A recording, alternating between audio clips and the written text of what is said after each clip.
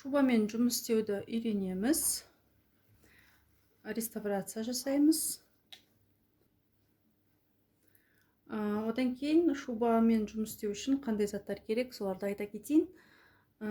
Ол ине, булавкалар бізге қажет болып қалуы мүмкін, бірақ ине бізге керек.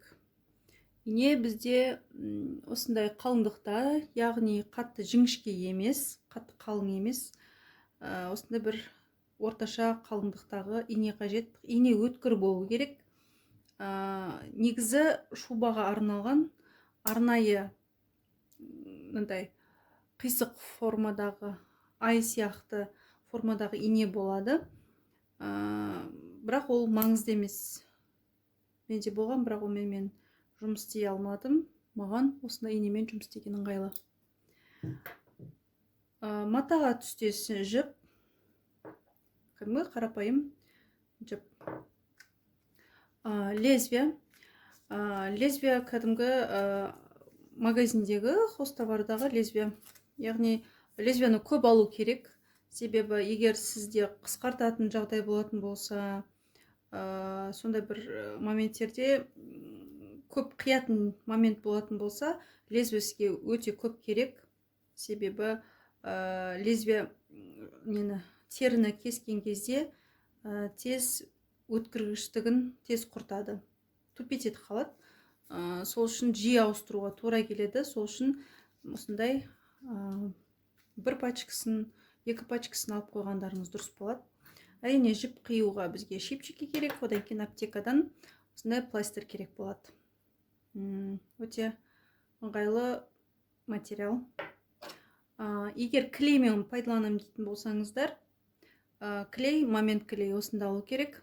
Бірақ қазір біз мастер-класста клей қолданбаймыз. Мүмкін қолданып қалуымызда мүмкін. Қазір ішін ашып қараймыз. Қалай құртылған, қалай жыртылған, соның шубаның состояниесіне қарай қазір реставрация жасайтын боламыз. Момент клей қандай кезде қолданылады, яғни шуба жыртылған кезде, бір қатты тілінген кезде жыртықтар болса, сол жыртықты бітеу үшін, оның үстіне кожа жабыстыру керек болса, қатты тығыз болып тұру үшін, сол кезде осы момент клейді қолданамыз. Міне, осы момент клей. Бұдан басқасын алмаңыздар. Супер клей болмайды. Шубаңызды материалын просто құртасыздар. Ал кеттік, ендеше шубаны бірінші ішін ашып қарайық. Бірінші шубаның қандай жерлері кеткен, қазір көрсетіп кетейін. Мысалы, міне жиі қолданатын қалтасы. Міне, қалтасы жыртылған. Одан кейін міне мынандай дефект пайда болған. Етегінде осылай не істегеннен кетіп қалған. Үйкелістен кетіп қалған. Түгі түсіп болды. Одан кейін қазір петляларын көрсетем. Негізімен де петлялардың барлығы түгел, жақсы, барлығы жұмыс жасап тұр. Егер жұмыс жасалмай қалған кезде қалай ауыстыруға болады? Өте оңай. Өте оңай. Оны да қазір просто ашып біреуін көрсетіп кетейін. Кеттік, ішін ашамыз. Бізде кез келген шубада боковое, міне, шатас кетпес үшін көрсетіп қойын. Капюшонның алды, түймесі, боковой, петлялар тұратын жері түймеленетін, міне осы боковой. Негізі көбісі білмейді екен, ішінде қалта болады. Кез келген шубаның ішінде осындай қалта болады. Ашып қарап көріңіздер. Қанша жыл киген адам таңғалған, осындай қалта бар ма менде деп. Вдруг сіз білмей қалсаңыз, біліп жүріңіз онда. Енді осы бейка мен матаның ортасындағы жіпті алып тастаймыз. Осылай ашқан кезде өз көрінеді, қолмен тігілген ол. Міне осылай ашамыз. Төменге қарай ашам. Енді сізге қай жері қажет, сол жерді ашасыз. Мен сіздерге қазір несін көрсетейін деп тұрмын, петлясын. Одан кейін маған осы жердің етегін, міне осы жерді жөндеу керек. Сол үшін қалтадан төменге қарай ашып жатырмын.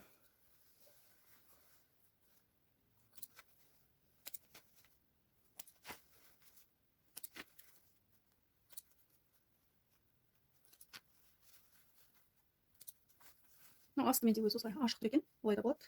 Менде ұзын шуба, сол себепті асты бекітілмеген. Астында өзінің тігілген осындай несі бар, подклады бар. Міне шубаның іші осындай. Мына жерде тер, мына бүкіл жаңағы ненің норканың қиындыларын қосқан осында майда. Специально арнайы шубаны тігетін негізі машинка бар, бірақ ол машинка өте қымбат тұрады. Егер сіз арнайы шубамен, осы мехпен, былғармен жұмыс істейтін болсаңыз, онда стоит алуға машинканы. Ал егер просто реставрация жасайым дейтін болсаңыз, осындай тігістерді қолмен де жасауға болады. Бұндай болмайды әрине, кішкене қолмен грубоватый болады, но машинкасыз қолмен жасасаңыз да болады. Міне осылай ішін ашамыз. Міне петля осылай тұрады ішінде. Мына жерде осындай тесігі болады, содан ары қарай петля шығып тұрады. И кез келген шубаға арналған петляның осындай кожасымен болады. Кожзам, кожа емес, кожзаменитель. Осы ішінде тігіліп тұрады осылай.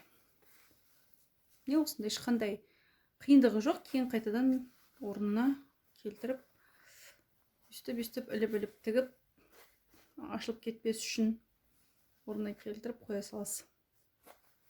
Енді мынаны, принципе, қайтып тігіліп тұрғанын көрсеңіз, қайтадан орнына салуға болады. Міне аштық. Маған қазір мына жаққа кіру керек. Ары қарай ашамыз тағы да. Егер шатасып кетем, қалай кейін орнына келтіре алмай қалам деп ойласаңыз, әр этапты суретке түсіріп алыңыз. Бірінші мынаны аштым, мына суретке түсіріп алыңыз. Мысалы, басында мен мынаны аштым, осылай тұрды, суретке түсіріп аласыз. Мына ашып жатырмын деген сияқты суретке түсіріп аласыз. Одан кейін мынаны ашып жатырмын, суретке түсіріп аласыз. Этапына суретке түсіріп алсаңыз, сонда шатаспайсыз. Немесе келесі бетіне қарайсыз, бірақ келесі беті жабылып тұр, оны ашудан қажет жоқ болса, онда лучше суретке түсіріп алған ең жақсы вариант. Мен солай үйренгем.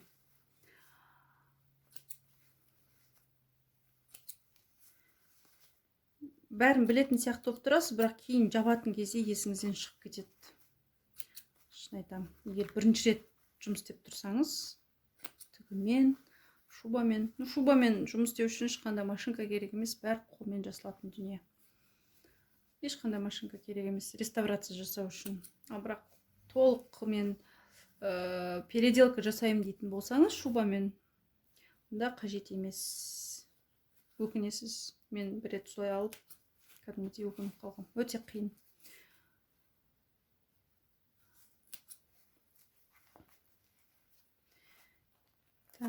Мелкий реставрацияларын жасауға болады. Мен қазір осын біраз жерге дейін ашып тастаймын, ал кейін қайтадан орнынан келтіріп, осылай тігемін. Міне осы жерден бүктелген, бірақ мен аны кішкене былай. Көрдіңіз ба? Уже несінде жауып қалады осылай. Тіпті болмаған сияқты болып қалады. Үстіп, ішіне қазір кіргізіп тастаймын. Сәл-сәл кіреді. Аса қатты біліне қоймайды ол. Ештеңесін кеспеймін, ештеме жасамаймын, мен көп емес, міне осындай ғана жылжытып бүктеймін. Бұлай тұрған. Мен оны бұлай бүктеймін. И все.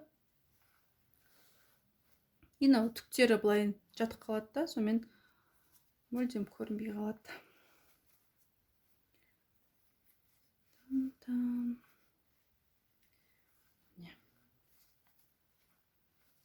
Әрине бұны үтіктеуге болмайды, кейін басып, көктеп тастап, жатқызып тастасаңыз, өзі сол қалыпқа келіп қалады.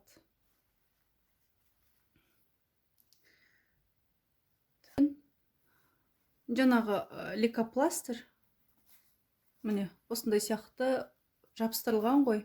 Мына бірақ арнайы дублерин.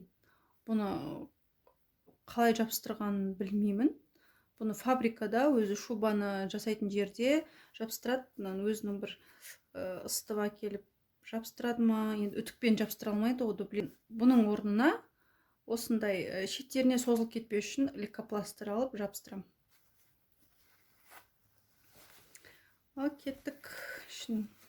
Примерно міне осындай тігістерді қолмен жасауға болады. Мына мен қолмен жасаған екем. Мен үшін істеген бұны. Үшін білмеймін. Бірдеме жасаған. Не знаю. Ладно. И қажет емес осындай жіптерді алып тастаймыз.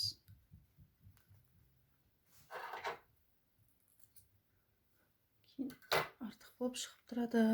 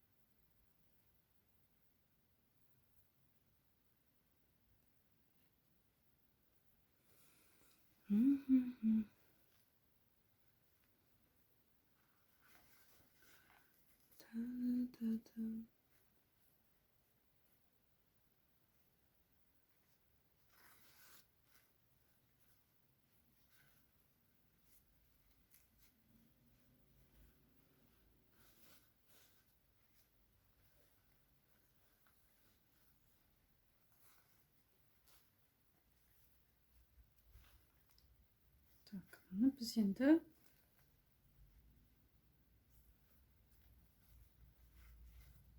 мен жылжытуым керек.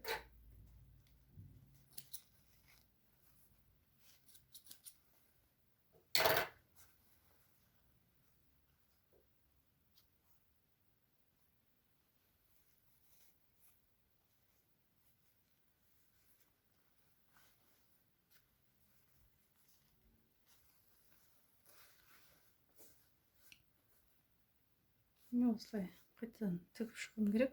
Қазір значит мен сызып алайын.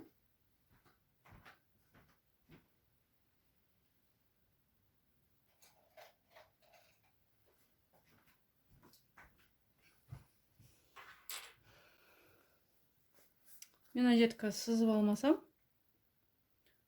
алмасам, мына жерін шатасып кетуі мүмкін. Примерно осы жерден сызу керек сияқты. Қисық кетіп қалам дейтін болсаңыз, линейкамен сызсаңыз да болады. Или осылай көзбен примерно. И оны көреміз, қазір осымен қайырып. Нормально болса, нормально. Міне бізде бұрынғы қайырылған жері, мына бірінші сызық, кейін мынаны сызып алдық, я. Міне үзіп астыңғы қайырылатын жерінде сызып алдым. Сонда мына жерден қайырамыз.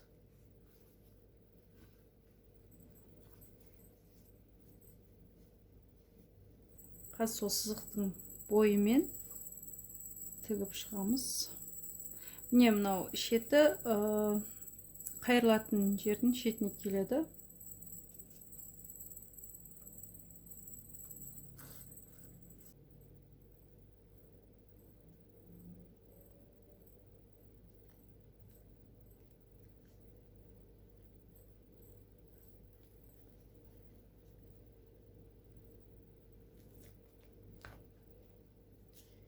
негізі тағы да бізге оймақ та керек болады жұмыс жасау үшін. Себебі кожа өте қатты, соған дұрыс кіргізу үшін, көмектесу үшін оймақпен жұмыс істеу керек. Бірақ менде оймақ жоқ, өкінішке орай. Болған, бірақ білмеймін қайда екенін.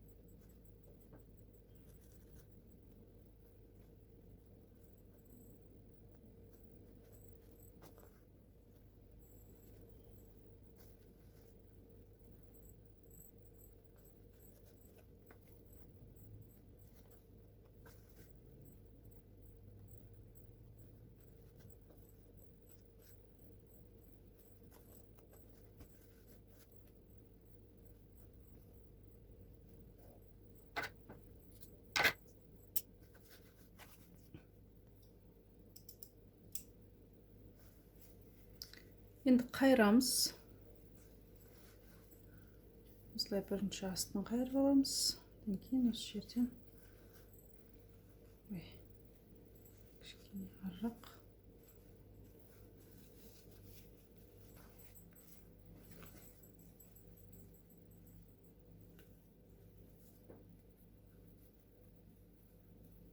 Осылай жасап аламыз.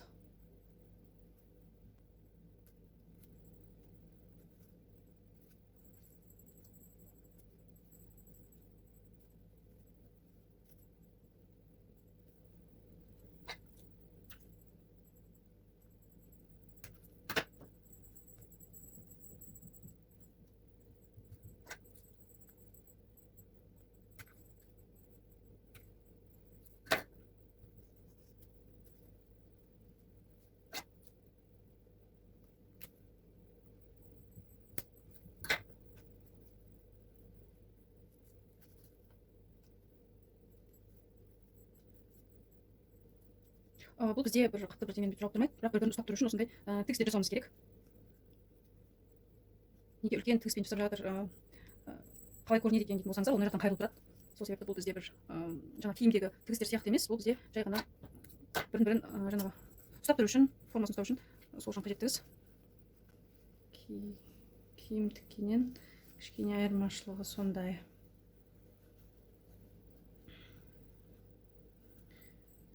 Басып тастауға да болады ішінде. Тағы да қайырса да болады, бірақ ол үлкен болып кетеді.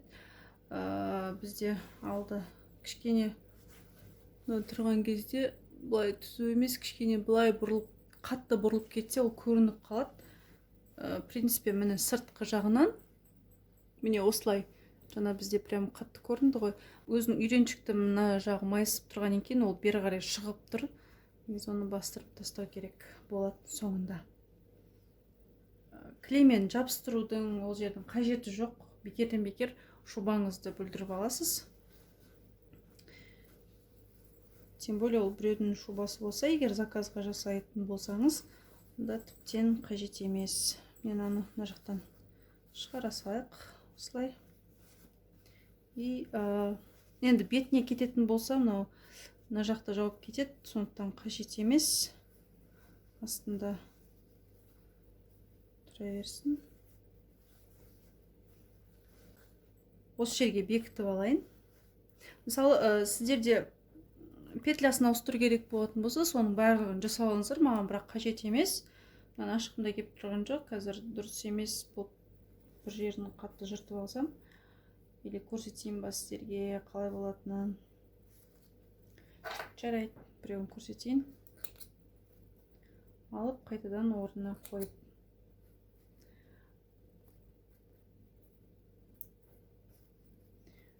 Міне осындай екі тесік болады. и мынау крючоктың мына жерінде осыны плоскогубцамен ашасыз арасын, сөйтіп өткізіп аласыз. Содан кейін қайтадан бүйтіп қысып жаба қоясыз. Түсінікті шығар, мына арасын қараңыз, арасы ашық. То есть ашылады арасы. Мынаны ашасыз плоскогубцамен, сөйтіп осы екі тесік жасап алғаннан кейін, осы екі тесікті дыроколмен бір үшкір немен кесіп аласыз. Немесе орны болады ғой негізінде, просто сізде крючок түсіп қалды дейік, ауыстыру керек, әйтеуір сондай бір мақсатта.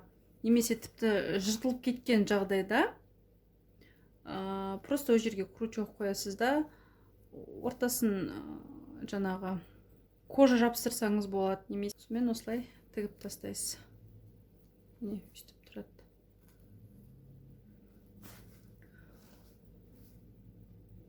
Мұнда қазір тігеміз.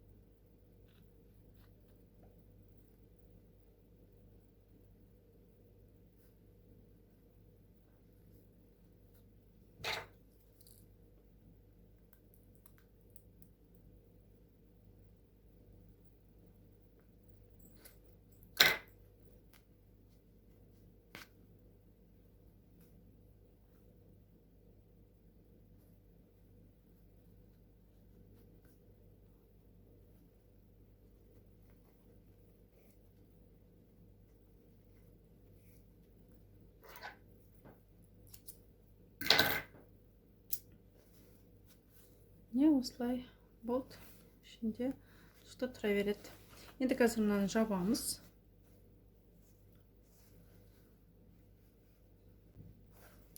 Осыны шетімен қайырылып тұру керек. Соны тексеріп жатырмын.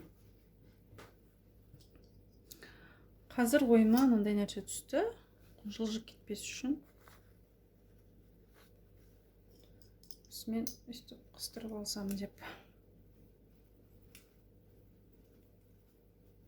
Негізі бұрын олай жұмыс жасамаған. Ойыма қазір келген идея. Лайфхак. Киім қыстырғышпен, немесе осындай канцелярский шипчики болса, өстіп қыстырып қойсаңыз, ары қарай жылжып кетпейді. Нормально деп ойлаймын.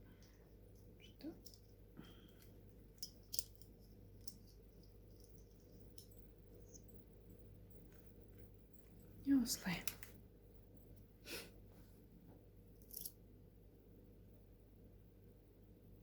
Жіпті ұзартып алуым керек. Іліп шығам. Ең бастысы жылжып кетпесе болды. Не осылай.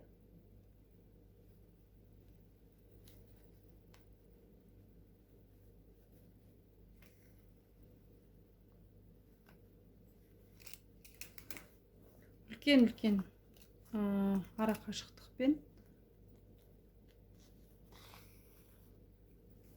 арасында қатты тартылып қалмасын, жіп кішкене бос болып тұрса да болады.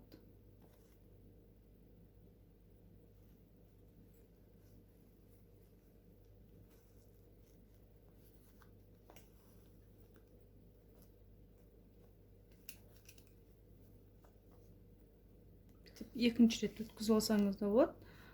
Сонда босап кетпейді. Ал арасындағы жіпті кішкене бостау қалдыра салыңыз, қатып тұрмасын. Тартып тұру мүмкін. Киген кезде жаңағы тартылып қалмас үшін бостау жіберіңіз.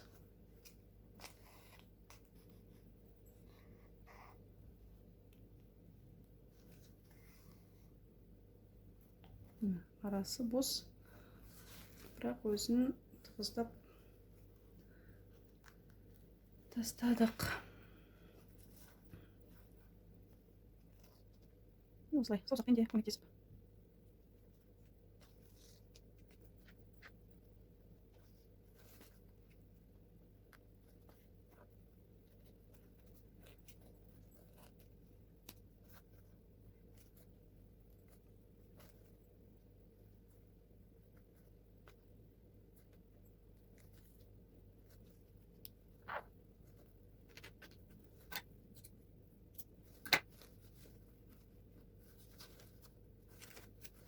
Арасы қатты ашылып кетті. Мына жағында кейін көз бұнда көтеп қоя салайын.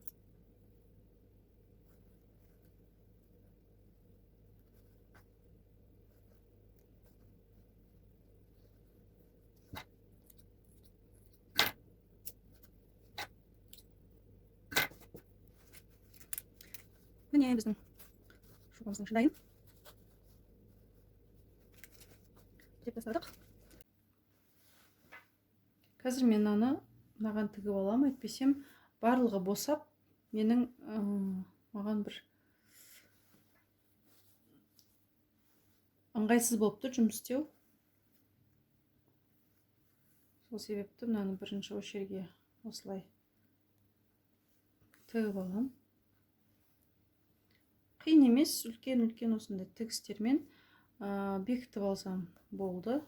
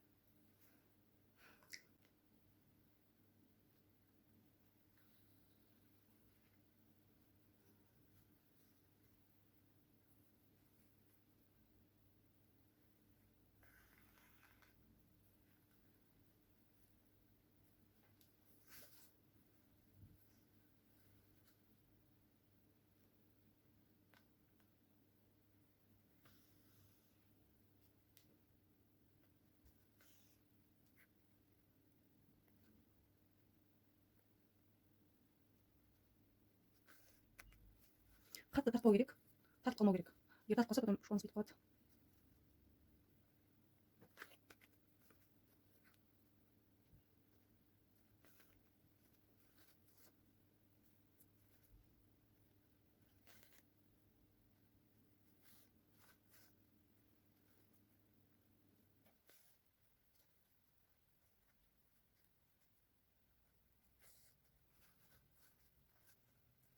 Бұл менде астында қалатын бөлшек болғаннан кейін осылай ірі тігістермен бекітіп алып жатырмын. Қазір оның үстіне жаңағы негізгі подклады жабылады. Оны майда тігістермен бекітіп шығамын.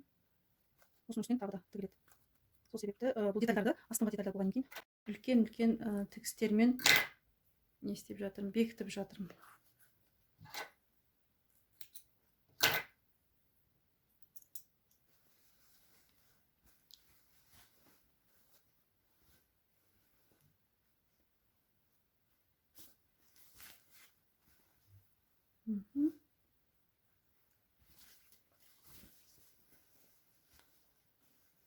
Осылай тексереміз. Шері бізде тартылып қалмау керек.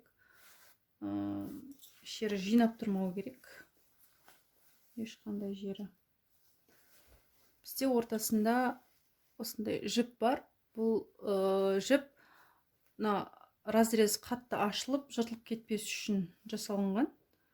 Егер жоқ болса жасап қойыңыздар, егер бар болса алып тастап жүрмеңіздер. Енді бізді негізгі подкладты әлі жаппаймын. Маған енді қалтаны жасау керек. Қалтаны жыртылған жерін көрсеткен болатынмын. Сол қалтаны жасаймыз. Міне асты. Так, ол үшін бізге кедергі болып тұрған жерлердің барлығын ашу қажет, алып тастау қажет.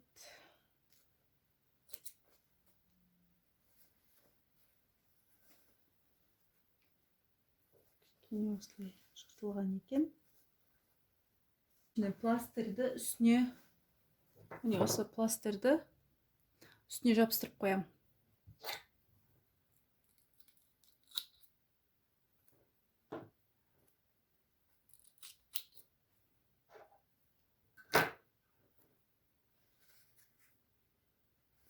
Міне бетіне емес, мынандай шетіне жабыстырам, екі жақ шетіне.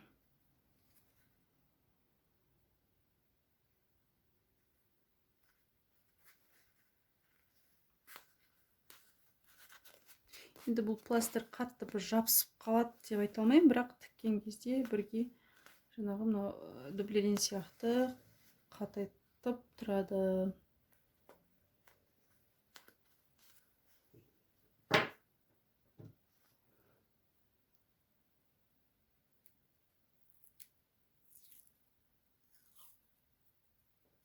Екі жағына жабыстырам.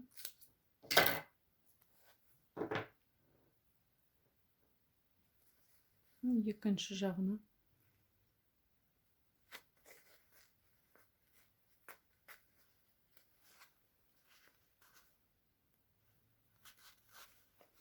Енді осыны былай қосып тігем.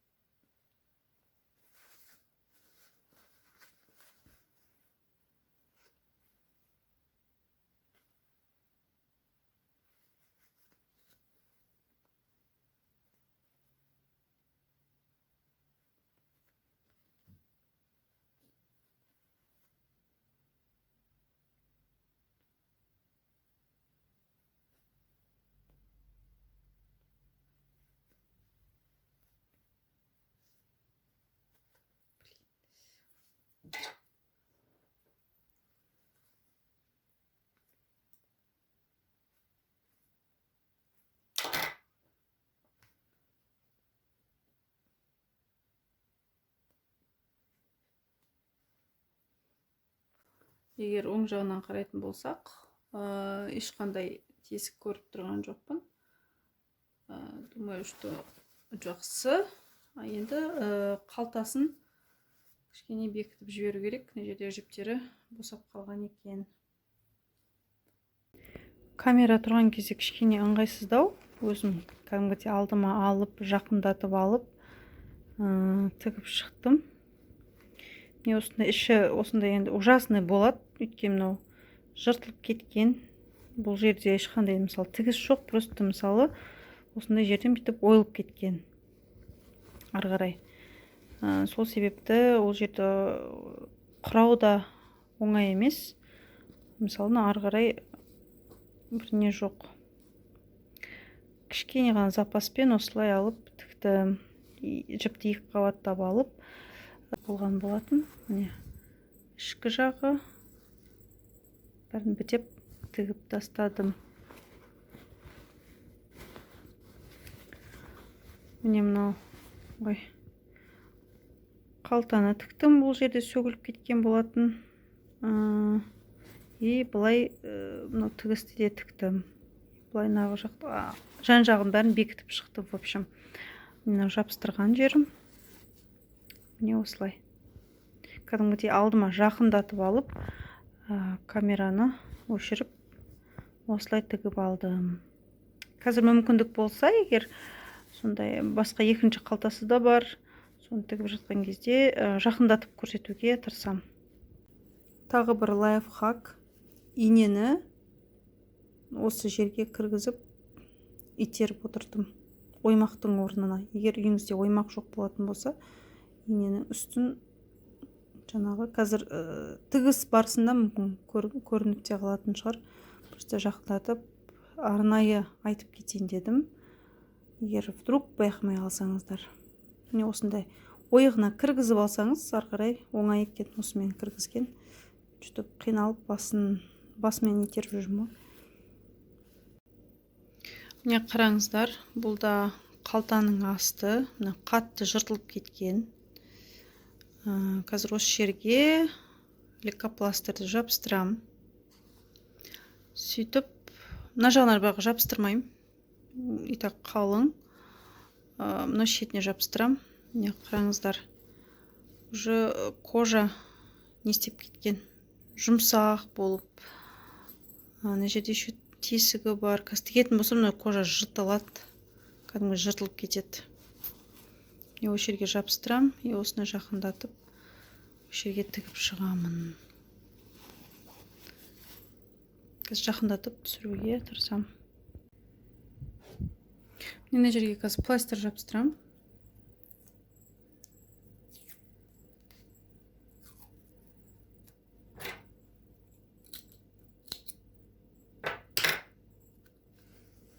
Міне қараңыздар, тесіктер.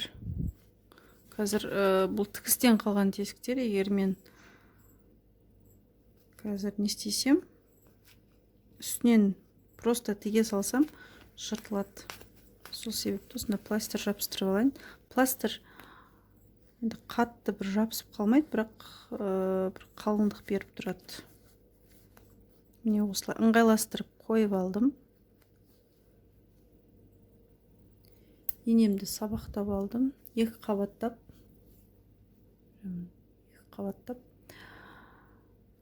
Так, кішкене арыдан бастайын. Үлкен қылып алып жатырмын, себебі негізі кішкене қылып алу керек, мынау сияқты. Кішкене, бірақ одан қазір менікі жыртылады уже. Менікі арнайы ондай бір машинка, мен тігіп жатқан жоқ, машинкадағы инеде арнайы осындай неге арналған, былғарға арналған. Былғардың уже өзі де ескірген. Міне қараңыздар, осылай тігіп аламыз.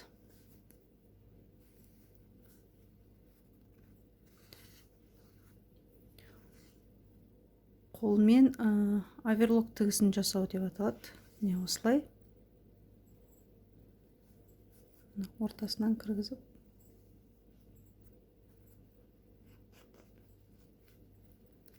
Арасын тағы жақындатсақ та болады.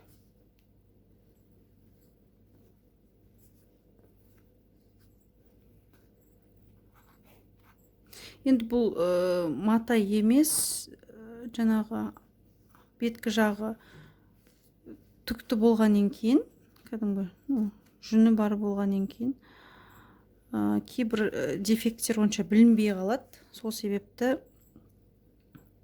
негізі осындай жұмыс істеуде оңай. Егер обычный матаға осылай грубый тігетін болсақ, бетінен барлығы көрініп тұрады.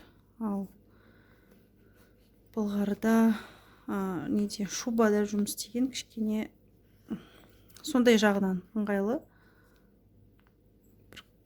Қатты бір грубый тігістер көріне қоймайды.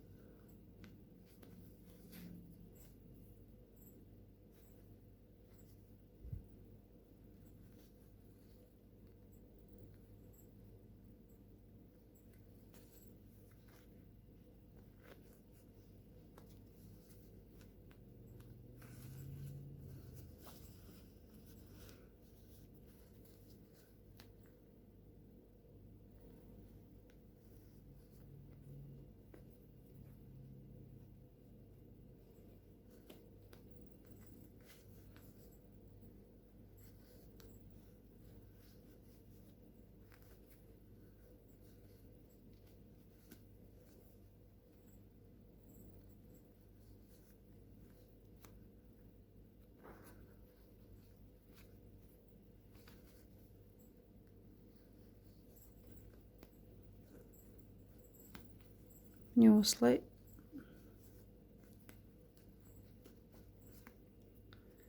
тігіп аламыз.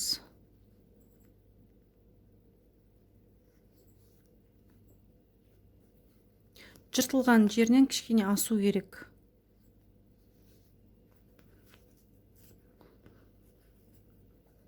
Бізде жыртық мына жерден басталған.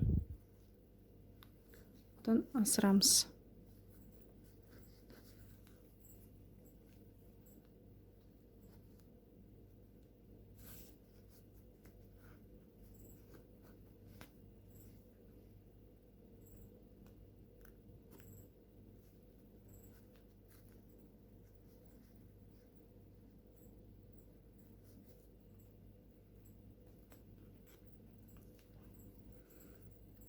Деп осылай бүйтіп байлап тастаймыз.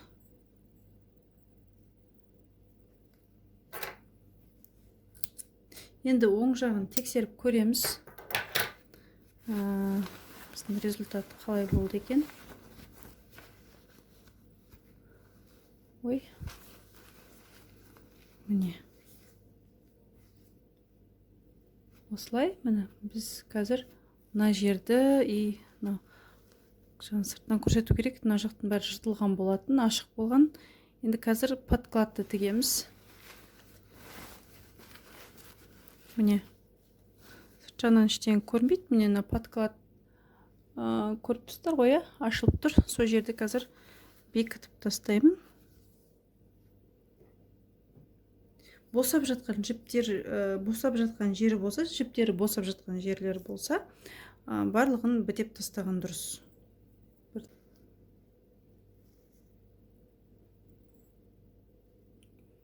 Мына жері менде нормальный жіп.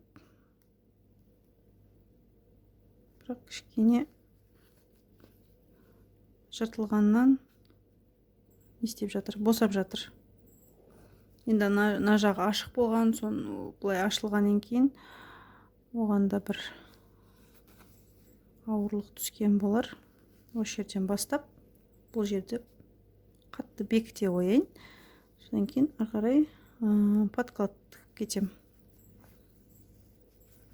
Осылай. Подкладты да сондай бір тәсілмен тігемін. Оверлок әдісімен. Міне осылай.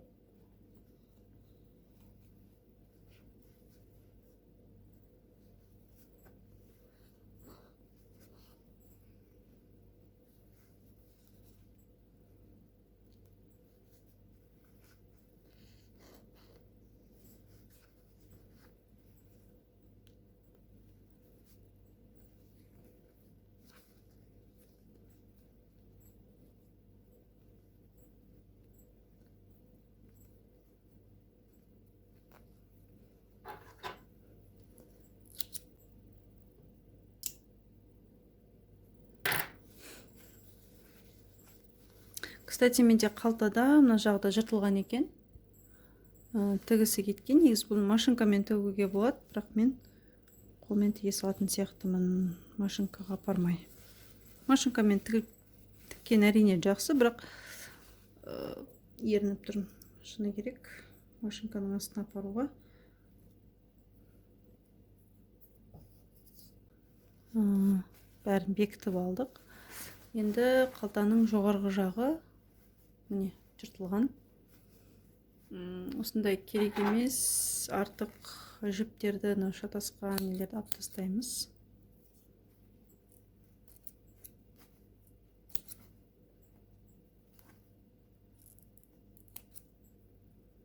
Жиналып тұрған. Түплерейін ба бірдеме. Енді осыны қазір бұны да тігіп шығамыз. Бұл жерде терісі қалыңдау, жақсы, сол себепті ештеңе жапсытырмаймын. Осылай қазір бекітіп шығам бұлайынан. Одан кейін подкладты тігем. Осылай қосып. Негізі бірінші подкладты машинкамен тігіп алуға да болады бұлайынан. Бірақ мен қазір бәрін қолмен тігейін деп тұрмын. Терінің өзін тігіп алам. Не осылай.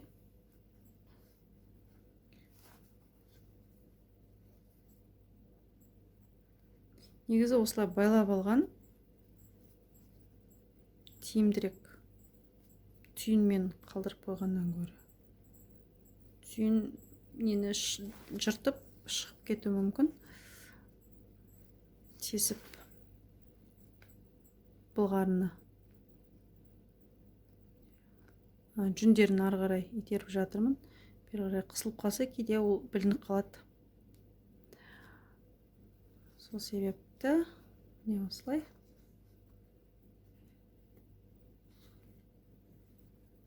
Тағы сол әдіспен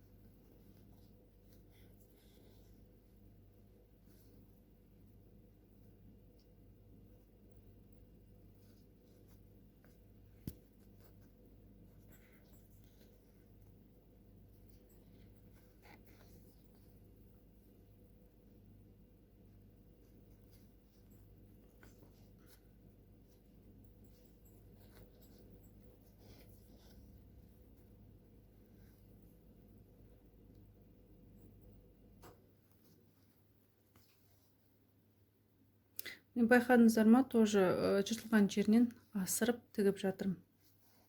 Тура сол қалай жыртылу басталды, сол жерінен тоқтап қалған жоқпын, кішкене асырып жатырмын.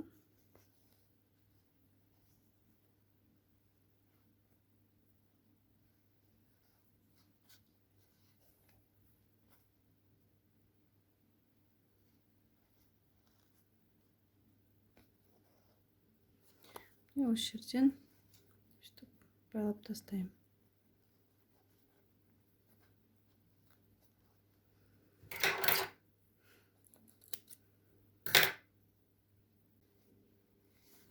Міне өзінің тігісі. Көрініп тұр ма? Міне өзінің машинкамен тігілген тігісі. Соның үстінен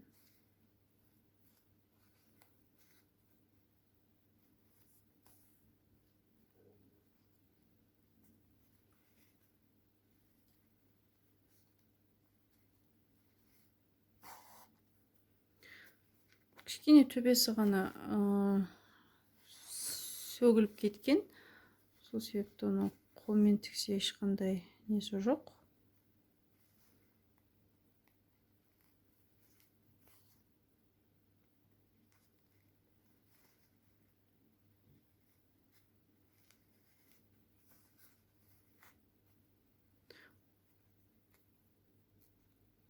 Бұлай да тексере аламыз. Беткі жағынан ешқандай жыртық қалмады. Осылай ештеме көрінбейді. Мынандай жіптері болса, сыртына шыққан аккуратно қиып тастау керек.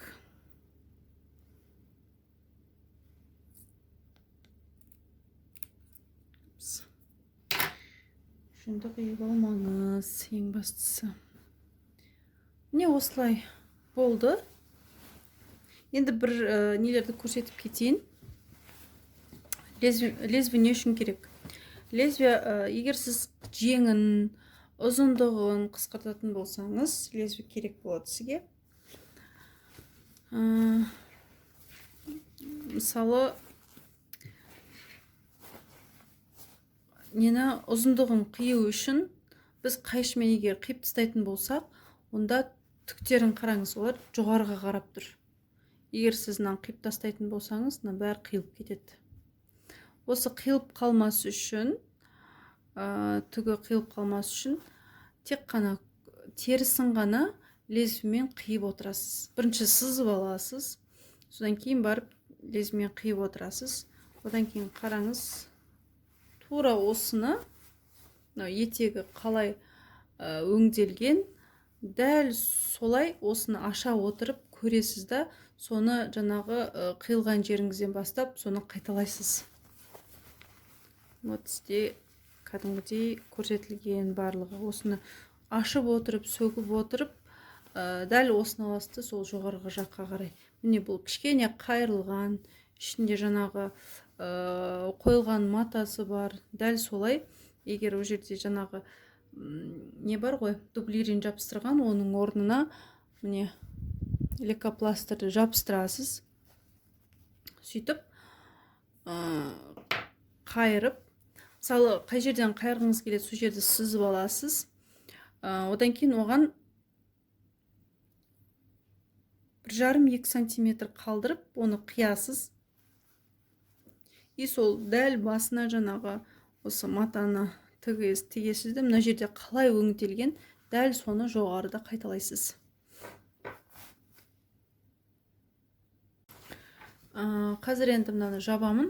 Басында қалай болды, мен қайтадан дәл соны орнына келтіруім керек.